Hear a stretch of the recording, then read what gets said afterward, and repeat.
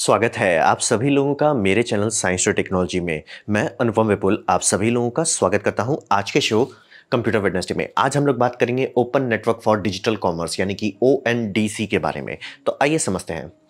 तो सबसे पहले समझिए कि उस तरह का ऊटपटांग चीज़ का ज़रूरत क्या पड़ रहा है। तो ज़रूरत ये है कि हमारे पास बहुत बड़ा प्रॉब्लम है कि ई कॉमर्स जो है बहुत ज़्यादा बड़ा इंडस्ट्री हो गया है। यानी कि ये इतना बड़ा हो गया, पहले शुरू में अरे कौन यूज़ करेगा, कौन भाव देता है, लेकिन उससे अब ऐसा हो गया कि जितने भी ईंटें सीमेंट की दुकान बचे हैं, जैसे ब्रिक एंड मोर्टर स्टोर कहा जाता है, वो सबका घाटा होने लग रहा है। चाहे वो मॉल ही हो, चाहे वो छोटे किराना दुकान हो जो आपके आगे पीछे रहते हैं, या छोटा-छोटा शोरूम्स रहते हैं, सबकी बैंड बजी पड़ी है। और इससे ये समझिए कि बहुत सारे ऐसे छोटे-छोटे स्मॉल स्केल वाले पब्लिक है जो पैसा कमाती है, दुकान चलाती है, सब करती है, लेकिन टैक्स नहीं भरती है। कोई भी चीज़ में टैक्स नहीं है। तो उससे ये होता है कि कहने को इंडिया में मतलब समझिए बहुत ज़्यादा पॉपुलेशन है, लेकिन उतना लोग टैक्स नहीं भरते और उतने लोग गरीब नहीं है कि सिर्फ 2-3 करोड़ का लोग मतलब इनकम टैक्स के पास है, भैया सिर्फ 2 ही 3 करोड़ लोग टैक्स भर रहे हैं। भाई बाकी का क्या हुआ? उससे ज़्यादा तो दुकान है जो सक्सेसफुल चल रहे हैं। तो बात वही कि बहुत ज़्यादा ही बड़ा कमर्शियल सेक्शन है जो टैक्स भरता ही नहीं है। तो हिसाब क्योंकि बड़े लोग पे तो मतलब सीधा से इनकम टैक्स वाले तो पड़े रहते हैं, तो बड़े वाले को तो पकड़ ले रहे हैं, लेकिन बहुत सारे छोटे हुए बचे हुए हैं। तो ये गवर्नमेंट के लिए एक दिक्कत है। और फिर ये समझिए कि प्लेटफॉर्म जो है, चाहे वो अमेज़न हो, चाहे वो फ्लिपकार्ट हो, ये कंट्रोल कर रहा है एक देश को। ये एक बहुत सीरियस बात है नेशनल सिक्योरिटी के तौर पे, फेयर कंपटीशन के तौर पे कि मतलब अमेज़न बोला कि आप हट जाओ मार्केट से, तो आप हट जाओगे मार्केट से, क्योंकि अमेज़न के पास बहुत ज़्यादा एडवांटेज है। जैसे एग्जांपल लीजिए कि अमेज़न ने नोटिस किया, जैसे ये मेरा अमेज़न बेसिक का प्रोडक्ट है, कि अमेज़न ने देखा कि ये रिमोट खूब बिक रहा है, मतलब कैनन का रिमोट कंट्रोल है, खूब बिक रहा है। और अमेज़न ने देखा कि भैया कौन चाइनीज़ मैन्युफैक्चर इसको बना रहा है, कौन मैन्युफैक्चर बनाया, ठीक है, उसको कौन कंपनी खरीद रहा है, उसे कौन रीब्रांड करके सेल कर रहा है। एक काम करो, चाइनीज़ से हम डायरेक्ट खरीद लेते हैं, हम ज़्यादा बड़ा बल्क ऑर्डर करेंगे, क्योंकि हमारा स्टॉक पाइल ज़्यादा बड़ा है, मतलब कैश फ्लो बहुत बड़ा है, हम ज़्यादा बड़ा ऑर्डर करेंगे तो पहले पर पीस दाम कम हो जाएगा। प्लस हमें अमेज़न पे का प्रोडक्ट खुद अमेज़न जब बेच रहा है तो उसको रॉयल्टी फी नहीं देनी होती है, अमेज़न मतलब सर्विस फीस नहीं देनी पड़ती है अमेज़न स्टोर पर रखने का, वो पैसा भी बच जा रहा है। तो वो कम दाम पे आराम से प्रोडक्ट बेच के, जिसने मतलब लिया प्रोडक्ट, जिसने मान लीजिए वो डिज़ाइन बनवाया भी होगा चाइनीज़ के पास कि भैया ये डिज़ाइन हमें बना के दे दो, वो खुद भी लुट गया। तो ये हो रहा है कि अमेज़न बेसिस के बहुत सारे प्रोडक्ट लिटरली जेन्युइन प्रोडक्ट्स को मार के हटा दे रहे हैं।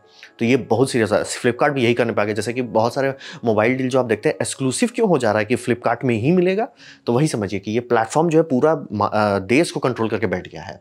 और इससे दो सबसे बड़ा समस्या आता है कि कंट्रोल और चॉइस दोनों खत्म हो जाता है पब्लिक के पास। पब्लिक लटक गई, भैया अमेज़न में है तो ठीक है, नहीं है तो भैया हम लटक गए, फ्लिपकार्ट में है तो ठीक है, नहीं तो हम लटक गए। तो ये बहुत बड़ा समस्या है। मतलब पहले टैक्स के हिसाब से भी टैक्स का कम कलेक्शन हो रहा है, प्लस जो लोग मतलब बहुत बड़ा सेक्शन मतलब समझिए जॉबलेस हो जाए, ये भी अच्छी बात नहीं है। प्लस कंट्रोल कोई बाहर का MNC करने लगे, वो भी दिक्कत वाली बात है। तो समस्या गंभीर है। तो औजार क्या बनाया जा रहा है? तो यहाँ पे टूल के मामले में ये समझिए कि बनाया जा रहा है बैक एंड टूल, क्योंकि आप ये समझिए कि जितने आप लोगों में से प्रोग्रामर फ्रेंड रखते होंगे उनको पता होगा कि एक जो होता है फ्रंट एंड, एक होता है बैक एंड। फ्रंट एंड होता है जो आप देखते हो जिसमें UI और ये सब रहता है, बैक एंड की भैया काम कैसे करते हैं। तो बैक एंड ज़्यादा फजीयत वाला होता है, तो बैक एंड बनाने का काम गवर्नमेंट उठाएगी। और ये एक तो समझिए जैसे UPI बैक एंड है, मतलब UPI का खुद का ऐप है जिसे भीम ऐप कहते हैं, लेकिन UPI बैक एंड है। और UPI आप किसी में भी इस्तेमाल कर सकते हो, जैसे आप गूगल पे हो जाए, पेटीएम हो जाए या फोन पे हो जाए, तो वो सब बैक एंड पे UPI को इस्तेमाल कर रहा है। तो वैसे ही एक टूल डेवलप करिए गवर्नमेंट, जिसे नाम दिया जा रहा है ये ONDC नेटवर्क। तो हिसाब ये समझिए कि इसको गवर्नमेंट बनाएगी तो लोग यूज़ क्यों करेंगे। पहला एक तो सीरियस बात होता है ना, ये पूरी तरह से ओपन सोर्स होगा, यानी कि लोग खोल के देख सकते हैं, क्योंकि डिजिटल नेटवर्किंग कोई हलवा चीज़ नहीं है। और उसमें आप तिगड़म कर दो कि हम क्लोज सोर्स कर देंगे, तो लोग उसमें बोलेंगे भैया या तो हमें बहुत ज़्यादा प्रॉफिट हो तो ही हम इस पर भरोसा करेंगे, या तो मतलब हम नहीं छुएंगे। ये बहुत सारे प्रोजेक्ट्स के साथ हुआ है। इसलिए जैसे लिनक्स पे सर्वर्स क्यों चल पाते हैं, क्योंकि ओपन सोर्स है, सब लोग देख सकता है, एक एक लाइन को डबल चेक किया जाता है। तो यहाँ पे वही कर रहे हैं, पूरी तौर से ओपन सोर्स पे चल रहे हैं और 100% ट्रांसपेरेंट रख रहे हैं और सिक्योरिटी पे पूरा फोकस किया जा रहा है। और ट्रांसपेरेंसी के यहाँ ये समझिए कि गवर्नमेंट एक औजार बनाई है, ना कि रेगुलेशन बॉडी। उसे रेगुलेट नहीं करना है, सिर्फ ये हमारा औजार है, आप इससे बल्ले बल्ले हो जाए। जैसे UPI औजार, उसको कोई डेंटिस्ट इस्तेमाल करे, कोई पान वाला इस्तेमाल करे, उसे फर्क नहीं पड़ता, वो उन्होंने बस एक औजार बना के मार्केट में उतार दिया। वैसे ही ONDC नेटवर्क भी एक औजार है जो बना के उतार दिया जाएगा। और इसमें यह समझिए कि सिक्योरिटी, यूजर सिक्योरिटी, क्योंकि जितने भी ऐप्स के घोटाला हो चुका है इसे सीख चुका है, तो ONDC के डे 1 से ऐसा बनाया जा रहा है कि भैया ONDC नेटवर्क को नहीं मतलब छेड़खानी किया। जैसे या मान लीजिए अगर कभी ये हैक होता है, क्रैक होता है, तो ऐसा नहीं हो कि यूजर डेटा कॉम्प्रोमाइज हो। मतलब डे 1 से ऐसा बनाया ही जा रहा है कि डेटा ONDC नेटवर्क में रहेगा, कि मतलब यूजर टू सेलर रहेगा, सेलर टू यूजर रहेगा, बाकी के पास कुछ नहीं डेटा है।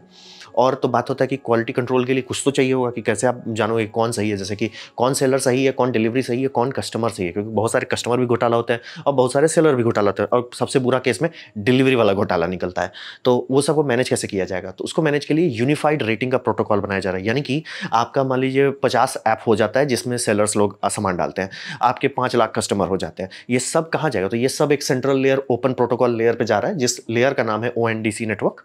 और ये लेयर में यूनिफाइड रेटिंग है। यानी कि मान लीजिए आप ऐप ए में हैं और ऐप सी का सेलर को देखना चाहते हैं, आप ऐप सी में जाइएगा, उसका रेटिंग आपको मिल जाएगा। रेटिंग कैरी फॉरवर्ड होगा, मतलब कि पूरे नेटवर्क में रेटिंग जा रहा है, तो कौन ऐप में हो आप, उससे फर्क नहीं पड़ता, कौन कस्टमर है फर्क नहीं पड़ता। मान लीजिए आप ऐप ए में खूब सारी शॉपिंग की, लेकिन फिर ऐप बी में गए, तो जितने भी सेलर है वो देख सकते हैं कि ऐप ए ने आपको क्या रेटिंग दी है। बोले ऐसा क्यों? क्योंकि बहुत सारे कस्टमर होते हैं जो फ्री का लौटाते रहते हैं सामान, लॉल करते हैं, ट्रोल करते हैं, या कपड़ा, जैसे कपड़ा के केस में बहुत सीरियस नुकसान होने लगा कि बहुत सारी लेडीज लोग कपड़ा खरीद लेती हैं, पार्टी में चले आ जाती हैं, फिर वापस फिट नहीं हो रहा है, लौटा देती हैं। तो ऐसा 1-2 बार तक चलता है, कंपनी जान के चलती है ठीक है हो जाएगा। लेकिन अगर पता चला आप बार बार यही कर रहे हो, तो कंपनी बोले भाई आप हमें क्यों लूट रहे हो, तो कस्टमर की रेटिंग खराब हो जाएगी। तो ये भी ट्रांसपेरेंट रहेगा, तो सेलर देख सकते हैं, और डिलीवरी वालों का भी रेटिंग रहेगा। भैया हम, कंपनी सीधा बोले भैया, सेलर बोल रहा है हम इतना बढ़िया से पैकिंग करके भेज रहे हैं, लोग तोड़ फोड़ के कस्टमर हमें फोटो भेजा, ये फोटो है, तो सब ट्रांसपेरेंट रहेगा हर एक दूसरे का। तो कस्टमर भी नौटंकी नहीं कर सकता, डिलीवरी एजेंट भी नौटंकी नहीं कर सकता, सेलर भी नौटंकी नहीं कर सकता। तो ये समझिए यूनिफाइड वो है, तो आपका डिलीवरी पार्टनर, कस्टमर और सेलर सबका एक दूसरे के साथ आप आकलन कर सकते हैं, सबको एक दूसरे से कंपेयर कर सकते हैं। तो औजार बस वही समझिए कि ONDC नेटवर्क बनाया जा रहा है, और आप और हमें सिर्फ ऐप्स ही दिखेंगे जैसे अभी हैं, और हो भी सकता है अमेजॉन और फ्लिपकार्ट ज्वाइन कर लें इसे। तो इसका लॉजिक क्या है? तो वो तो मैंने औजार बताया। लॉजिक क्या है? लॉजिक ये समझिए कि गवर्नमेंट पैसा लगा के बैकएंड डेवलप कर रही है। बैकएंड ओपन सोर्स भी हो तो भी उसे शुरू का कोर लिखना पड़ता है। जैसे लिनक्स ओपन सोर्स है, तो ऐसा नहीं है कि फ्री है। लिनक्स का लिटरली कोर है, जिसमें काफ़ी बड़ा डोनेशन रेगुलरली पर मंथ दिए जाते हैं, तब जाके वो मतलब समझिए एक एसोसिएशन है जो उसका कोर लेवल के कर्नल को हमेशा फिक्स रखता है, अप टू डेट रखता है, मेंटेन रखता है। तो वैसे वो काम गवर्नमेंट उठाएगी, और एक बार अगर बहुत बड़ा हो जाता है तब कम्युनिटी थोड़ा सा उसको हेल्प कर सकती है, लेकिन मेन काम गवर्नमेंट उठाएगी। 100 लोग यूज़ कर रहे हैं या 10 करोड़ लोग यूज़ कर रहे हैं, वो गवर्नमेंट का काम होगा उसको संभालना। और इस पर ट्रांसपेरेंसी और ओपन सोर्स पर पूरा फोकस कर रहा है गवर्नमेंट। एकदम डे 1 से बांध के चल रहा है कि भैया अगर हम ट्रांसपेरेंट नहीं बनाए, लोग शांति से बोलेंगे ना जी क्षमा करो हमें, और यहाँ पे आप फोर्स नहीं कर सकते। तो यहाँ पे ये समझिए कि ओपन सोर्स और ट्रांसपेरेंसी रखा जा रहा है, और पैसा का छेड़खानी के लिए यूपीआई का डेवलपमेंट कंप्लीट हो चुका है, तो यूपीआई इस्तेमाल किया जाएगा। रेटिंग है क्वालिटी कंट्रोल के लिए, और इससे ये समझिए कि सपना है कि जैसे यूपीआई अब हर जगह हो, जैसे किराना दुकान में भी आपको यूपीआई देखने को मिल जा रहा है, वैसे ही अब आपका बगल का दवाई का दुकान, बगल का किराना दुकान, वो भी इसमें ऐप में सेल कर पाएगा, और आप अपने मोबाइल से घर के बगल से खरीद सकते हो। घर के बगल ऐसे लाइक थोड़ा दूर है, इधर उधर से ले सकते हैं। तो इससे फायदा क्या होगा? इससे बात होगा कि हाइपर लोकल इकोसिस्टम बनने लगे। जैसे कि मान लीजिए आप एक छोटे से जगह पे हैं, वो जगह पे जितने दुकान है वो वहीं के कस्टमर को ऑनलाइन पोर्टल के थ्रू सर्व कर पाएंगे। तो उससे ये फायदा होता है कि बहुत सारे दुकान आप नहीं जानते हो, आप कितना भी घूमते हो, कितना भी हो, आपको एक एक दुकान नहीं पता होगा अपने इलाका का, कभी नहीं हो सकता। बहुत छोटा जगह तो बात अलग है, लेकिन जनरली मीडियम शहर साइज का भी शहर है, और वो शहर है जहाँ पे एयरपोर्ट है, तो आपको नहीं पता होगा। लेकिन अगर आप ऑनलाइन सर्च मारते हो तुरंत मिल जाएगा, अरे यार मैं डेनिम का ये खोज रहा था, या मान लीजिए आप डव का एक खास तौर का शैम्पू खोज रहे थे, आप जैसे टाइप करोगे आपको दिखा अरे ये हमारे एरिया के ये लोकल के पास है। तो ये बहुत लोकलाइज कर देता है, और ये सारे दुकान को एक मौका देता है कि आप रहो, नहीं तो हर कोई अमेज़न से खरीद लेगा। आपको एक मौका दिया जाता है, और इससे हो सकता है कि 12 घंटा के अंदर डिलीवरी हो सके, और बहुत सारे छोटे छोटे प्लेयर आ सकते हैं। क्योंकि जैसे मान लीजिए एक शहर है, वो थोड़ा सा रिमोट एरिया में है, लेकिन वहाँ ये औजार फैलने लगता है, तो वहाँ पे कोई कंपनी बोले ना यार, कंपनी नहीं मतलब कुछ लोग सोचते हैं कि यार हम अपना ही डिलीवरी कंपनी खोल देते हैं, छोटा ही सही, गाड़ी सबका छोटा ही स्टार्ट होता है, वहीं से हम अपना करते हैं। वो अपने ही शहर में एकदम खूब बढ़िया से छा जाता है, वो अपना अच्छा से रेटिंग करता है, कस्टमर को मतलब 12-13 घंटा के अंदर डिलीवरी इधर उधर कर देता है, फुल दिन मतलब बढ़िया से वो लोग अपना लॉजिस्टिक्स बना लेते हैं। उनको भी ग्रो करने का काफ़ी मौका मिलेगा, क्योंकि ये सब खुद से क्यों नहीं कर सकते? बैकग्राउंड ये मतलब जो कोर API जिसका कहा जाता है वो बनाना बहुत मुश्किल है। तो ये सब काम सरकार करेगी, और ये सारे छोटे छोटे जो डिलीवरी पार्टनर है, जैसा का ब्लू डार्ट हो गया, डिलीवरी हो गया, फेडेक्स हो गया, एक्सकॉम हो गया, बहुत सारा इंडिया में छोटे छोटे भी हैं, लेकिन वो चल ही नहीं पाते क्योंकि हर चीज़ घूम फिर के या तो अमेजोन से आ रहा है या फ्लिपकार्ट से आ रहा है। तो ये सबको मौका मिलेगा अपना पैर पसारने का, और नए नए छोटे एरिया में भी कुछ कुछ डेवलप हो सकते हैं। तो लॉजिक यही है कि काफ़ी सारे नए प्लेयर्स आएंगे, सेलर्स भी नए आ जाएंगे, और मतलब डिलीवरी एजेंट्स भी नहीं आ जाएंगे, और कस्टमर्स भी ज़्यादा ऐड होने लगेंगे, और टैक्स का तो फायदा होगा ही। तो बात करते हैं उम्मीद क्या है। उम्मीद सबसे बड़ा है, गवर्नमेंट क्यों इतना मेहनत करेगी भैया, टैक्स पूल बढ़ाओ भाई। ये सही बात नहीं है कि जिस देश में करीब करीब 20 से 30 करोड़ लोग कमा खा रहे हैं, उसमें सिर्फ 2 करोड़ लोग टैक्स क्यों भर रहे हैं भाई, इतना घोटाला नहीं होना चाहिए। तो हिसाब वही है कि ये टैक्स पूल थोड़ा इनको बढ़ा चाहिए। दूसरा, ये MNC का कंट्रोल यानी मल्टी नेशनल कॉर्पोरेशन का कंट्रोल हटा देती है। और आपको ये बात समझना जरूरी है, मल्टी नेशनल कॉर्पोरेशन किसी देश का सगा नहीं होता, मतलब अमेजोन जहाँ खाएगा वहीं हक देगा। ये बात समझना बेहद जरूरी है। ये मत समझिए कि वो US की कंपनी है, US का फायदा देखती है, वो MNC किसी का नहीं होता। होता, सिर्फ प्रॉफिट देखता है और देश को लूट मारता है। तो ये समझना बहुत जरूरी है कि देश के लिए एमएनसी जो है जितना कम असर रहे उतना, मतलब थोड़ा टच रहे, थोड़ा बातूत हो, थोड़ा ठीक है, लेकिन थोड़ा सा ना इसको थोड़ा कंट्रोल रखना है, थोड़ा काबू रखना चाहिए। एडिक्शन नहीं हो जाए कि आपका देश पूरी तरह से उस पर एडिक्ट है, तो उसका कंट्रोल हटाया जाएगा। और समझिए स्मॉल प्लेयर्स को ग्रो करने का मौका मिले। जैसे मान लिया कोई अच्छा सा किराना दुकान है जो खूब ऊटपटांग प्रोडक्ट्स खरीद कर रख लेता था, लेकिन बेच ही नहीं पा रहा कि भैया सब तो ऑनलाइन खरीद ले, लेकिन वो मान लिया अपना स्टॉक निकाल पाएगा। और होता है कुछ कुछ कस्टमर मतलब दुकान वालों को अंडरस्टैंडिंग रहती है कि ये यूनिक प्रोडक्ट्स है, मैं दिखाना चाहता हूँ कि यहाँ पे मान लीजिए वो मतलब हैंडमेड सोप्स का मान लीजिए कोई है, वो खूब रखता था लेकिन लोग के पास नहीं पहुंचा। ऑनलाइन अब देखे अरे अरे हैंडमेड सोप थोड़ा सर्च करते हैं, ऑर्गेनिक होममेड ये सब, अरे ये तो हमारे बगल में मिलता है। तो ये समझना बहुत ज़रूरी है। तो स्मॉल प्लेयर्स को काफ़ी ग्रो करने का मौका मिलेगा और वो compete करेंगे, और जितने ज़्यादा प्लेयर्स होंगे उतना बढ़िया कंपटीशन होगा और उतना कम चांसेस होगा प्राइस फिक्सिंग का, प्राइस गाउजिंग का, मोनोपोली प्रैक्टिसेस का, वो बहुत अच्छा रहेगा। और ये समझिए कि पब्लिक का बहुत बड़ा सेक्शन की बैंड बजी पड़ी है क्योंकि ये सब ई कॉमर्स इतना सक्सेसफुल हो गया। इसमें टू बी फेयर थोड़ा सा गलती इनका भी है, मतलब दोनों की गलती, कस्टमर की गलती ये होती है कि हम लोग थोड़ा लेजी हो गए। जैसे कि एग्जांपल देना चाहूँगा कि मैं खूब सारा ऑनलाइन पोर्टल इस्तेमाल करता हूँ जिसमें मैं कोशिश करता हूँ खोज के इंडिया के खासतौर के पोर्टल्स खोज के निकालता हूँ, लेकिन जैसे मैं दिखाता हूँ काफी बोले यार अमेजॉन में क्यों नहीं है सर, अमेजॉन का लिंक दे दो। मतलब मैंने बहुत सारे छोटे छोटे जो लोग मेरे टेलीग्राम पर फॉलो करते हैं उनको मिल जाएगा, बहुत सारे छोटे छोटे का बता देता हूँ कि ये भी है, ये और कम दाम में दे रहे हैं। वही सेलर अमेजॉन पे डबल दाम पे दे रहा है क्योंकि अमेजॉन की सेफ्टी सिक्योरिटी उसका कॉस्ट के हिसाब से चल रहा है। मैं बोल रहा हूँ कि इसमें, लेकिन लोग रिस्क नहीं लेना चाहते, लोग और खोजना भी नहीं चाहते। पैसा छोड़ दिए, मान लीजिए 400-500 रुपया है और आप सोच रहे हो कि यार बचा ही लेते, 400-500 रुपया मौका दे देते। मैंने किया, खुद से किया, बहुत सारे इलेक्ट्रॉनिक प्रोडक्ट्स के लिए मैं ऐसा करता हूँ, लेकिन सब लोग नहीं कर रहे। बहुत सारे पोर्टल हैं, एक दो नहीं बहुत सारे, लेकिन वो सब पोर्टल ग्रो ही नहीं कर पा रहे, पब्लिक नहीं खोजेगा। दूसरा कस्टमर के मामले में, मतलब आपका कस्टमर की वाट लगाने पे पड़ गए हैं जो किराना दुकान सब हो गया। और मैं मनाता हूँ कि ये सिर्फ मेरे स्टेट में होता है, लेकिन आप लोग बताइएगा आपके साथ ऐसा हुआ है कि किराना दुकान के पास अगर आप कुछ मांगने चले गए जो उनके पास नहीं है, वो सीधे बोलने लगते हैं ये तो बंद हो गया है सर जी, ये तो आना कब का बंद हो गया, पता नहीं आपको कोई पुराना माल बेच दिया, इसलिए मुंह पे झूठ बोल देते हैं। ये सेम ओला के चलते हुए टैक्सी वालों की क्यों बैंड बच गई, कारण वही था। ओला महंगा होने के बाद भी लोग क्यों जाए, क्योंकि लोग फ्रस्ट्रेशन नहीं झेलना चाहते कि मतलब मैं आपको पैसा दे रहा हूँ इधर से उधर ले जाने के लिए और टैक्सी वाला अरे हमारा उधर जाने का मन नहीं है। मतलब जो काम आराम से 50 रुपए का है वो उसको लिटरली बोल देंगे 200 रुपये, तो मुंह खोल के लूटते हैं। तो इसीलिए लोग ओला में गए क्योंकि ओला महंगा होने के बाद भी फिक्स था कि भैया हम आपको बोल रहे हैं कि 150 से मैं आपको एक जगह से दूसरी जगह कर दें, 150 में हम कर देंगे और हम आपसे लड़ाई नहीं करें, नहीं वो एरिया में हम नहीं जाएंगे, हमको इधर इंटरेस्ट नहीं है। ये अहमदाबाद में जब मैं था लिटरली एयरपोर्ट पे प्रीपेड टैक्सी वाले बोल रहे हैं ये एरिया तो हम आए ही नहीं, हम अल्लाह भैया हम ओला ही बुक कर लेते। तो ये समझना बहुत जरूरी है कि दोनों तरफ से प्रॉब्लम हुआ कि कस्टमर बहुत लेजी हो गया, तो सिर्फ ये दो ही प्लेटफॉर्म काफ़ी ग्रो कर पाया और प्रोवाइडर सर्विस प्रोवाइडर भी लूट रहे थे, तो हो गया। तो गलती थोड़ा दोनों साइड से है और वही समझिए कि गवर्नमेंट चाहता है कि नहीं दोनों थोड़ा सुधरें।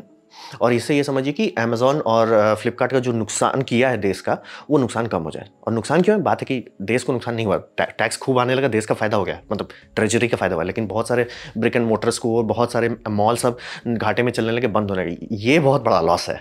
तो इसीलिए गवर्नमेंट चाहती है कि ये सब का लॉस थोड़ा कम किया जाए। तो अब यहाँ पे बात करते हैं, मैंने सब चीज़ पॉजिटिव बताया, लेकिन इसमें थोड़ा एक समझना होगा, मेरे एक जो मेन घाटा है क्वालिटी अश्योरेंस कौन देगा। क्योंकि जैसे अभी मैं बोलता हूँ अमेजॉन पे आप भरोसा क्यों करते हो। अब मैं खुद भी किया हूँ ऐसा सिचुएशन कि जहाँ मैं एक ऊटपटांग वेबसाइट दिख रहा है और मुझे लग नहीं रहा है, मतलब साइट देख के आपको समझ में आता है कितना एफर्ट डाल के बनाया गया, मुझे लग नहीं रहा है कि यार भरोसा नहीं है इस पर। मैं वही प्रोडक्ट को उसी सेलर से डबल दाम पे अमेजॉन में लूँगा क्योंकि अमेजॉन गारंटी देता है कि भैया 15 दिन के अंदर घोटाला हो आप लौटा दो। तो अमेजॉन है, फ्लिपकार्ट में भी वही है। तो ये सब आपका कदर करते हैं कि भैया आपको कोई घोटाला नहीं होने देंगे, हम संभाल लेंगे। वो क्वालिटी अश्योरेंस पार्टनर है आपका कि आप हमें पैसा दे रहे हो ना, उसकी जिम्मेदारी हमारी है। आपको मतलब वो सेलर की बैंड बहुत बजाते हैं लेकिन कस्टमर को हमेशा ऊपर रखते हैं। अब बात बन जाता है कि यहाँ पे कस्टमर के लिए कौन रिस्पॉन्सिबल है। आप रेटिंग खराब कर दो लेकिन मेरा पैसा तो गया ना।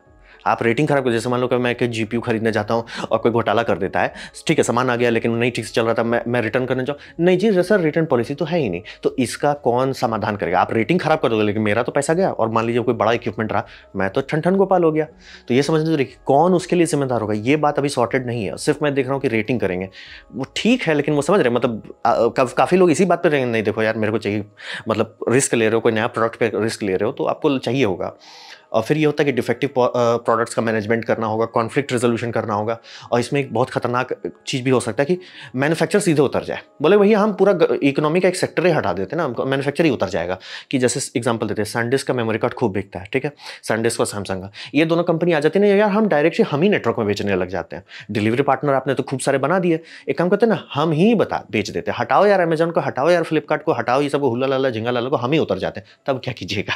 क्योंकि ये मतलब इतना आसान कर देने से वो हो सकता है मैन्युफैक्चर बहुत कम दाम में प्रोडक्ट्स बेचते हैं, लेकिन वो लाखों लाख बेचते हैं। लेकिन अगर आप ये कर रहे हो कि डायरेक्ट वो कस्टमर तक छू पा रहे हैं, तो फ्री का हटा डालेंगे मिडिल मैन को, तो वो भी खतरा क्रिएट कर सकता है। असंभव नहीं है और मतलब गारंटीड नहीं है कि वो होगा, लेकिन थोड़ा सा मतलब सतर्क रहना ज़रूरी है। और यहाँ पे काफ़ी लोग कंपेयर कर रहे हैं कि ओ यूपीआई के बारे में भी सब लोग बोले थे कि यूपीआई नहीं चलेगा, लेकिन चल गया। बात है यूपीआई से कंपेयर करना गलत हो। यूपीआई बहुत सिंपल चीज़ है और यूपीआई का माई बाप है आरबीआई। तो आरबीआई माई बाप है उसका, तो आरबीआई है तो सब संभाल लेगा। दूसरी बात, यूपीआई नहीं उतना सक्सेसफुल होता अगर नोटबंदी इतना जोर से नहीं किया जाता। आप भले कहो इससे सिर्फ 50% हेल्प हुआ या 20% हेल्प हुआ, अगर ये नहीं होता तो यूपीआई दुकान दुकान में नहीं पहुंचता। और ये बिना इसके जो यूपीआई का अभी जो प्रचलन है वो होता ही नहीं अगर नोटबंदी नहीं किया जाता तो ये समझना बेहद ज़रूरी है कि क्या इस तरह से गवर्नमेंट मालिक कल को बैन कर देता है कि भैया हम फ्लिपकार्ट को बैन कर देते हैं और अमेजोन को बैन कर देते हैं, तब बात अलग है, तब ये चल ही जाएगा वो एंटी नेटवर्क। लेकिन वो बहुत खतरनाक मतलब not comfortable, I am not comfortable with that kind of governmental power, क्योंकि तब तो गवर्नमेंट को जो मन होगा वो करने लग जाएगी। तो ये थोड़ा सा क्वालिटी एश्योरेंस थोड़ा सीरियस बात है। और यूपीआई जैसा आसान चीज़ नहीं, क्योंकि यूपीआई ए टू बी होता है कि भैया आपसे मुझे पैसा देना है, काम खत्म कर जाओ। यहाँ नहीं है ना प्रोडक्ट की भैया मैंने आपसे पैसा लिया, फिर वो पैसा मैंने डिलीवरी पार्टनर को दिया, उसका सेक्शन लेके, फिर सामान मैंने डिलीवरी पार्टनर को, सामान आपके पास डिलीवर हुआ, डिफेक्टिव निकला, फिर उसका रिटर्न आएगा। बहुत सारे स्टेप्स होते हैं। यूपीआई वन स्टेप प्रोडक्ट है, इसीलिए यूपीआई को बनाना उतना मुश्किल नहीं था जितना ई कॉमर्स हो। वो भी आप चाहते हो कि पूरा देश को संभाल सके, हज़ारों ऐप्स को संभाल सके, क्या उतना आप सॉलिड कोर बना सकते हैं? उम्मीद करता हूँ कि बना सकते हो, लेकिन देखिए आने वाले टाइम पे क्या होता है। तो क्वालिटी एश्योरेंस थोड़ा सा लुच-पुच साइड है, बाकी सारा चीज़ का ठीक ही ठाक है, लेकिन क्वालिटी एश्योरेंस मेन वही है। और क्वालिटी एश्योरेंस के चलते हो सकता है कि अमेजॉन और फ्लिपकार्ट अभी भी टिका ही रहे और आने वाले 10 साल बाद भी कि अरे एक चीज़ ट्राई किया गया था लेकिन उतना चला नहीं। कारण वही है कि क्वालिटी एश्योरेंस वाली बात हो जाती है। तो ये था मेरा प्रेजेंटेशन इंडिया का नेक्स्ट यूपीआई के बारे में। उम्मीद करता हूँ आपको अच्छा लगा, कुछ सीखने मिला हो, कुछ समझ में आया हो। अगर ऐसा है लाइक कर दे, दोस्तों शेयर कर दे, उससे मेरा काफ़ी भला होगा। नहीं अच्छा लगा, नहीं पसंद आया, कोई बात नहीं, आप डिसलाइक दबा सकते हैं। मैं कहूँगा डिसलाइक 2 बार दबाएं, उससे मुझे पता चलेगा कितना ना पसंद हुआ है। मैं आपसे कहूँगा कि कॉमेंट लिखे, मैं हर कमेंट को पढ़ने की कोशिश करता हूँ। आपसे कहूँगा सब्सक्राइब कीजिए, बेल दबाइए अगर आप फ्री हैं तो। आपने मेरा वीडियो देखा जानकर मुझे बहुत खुशी हुई। धन्यवाद।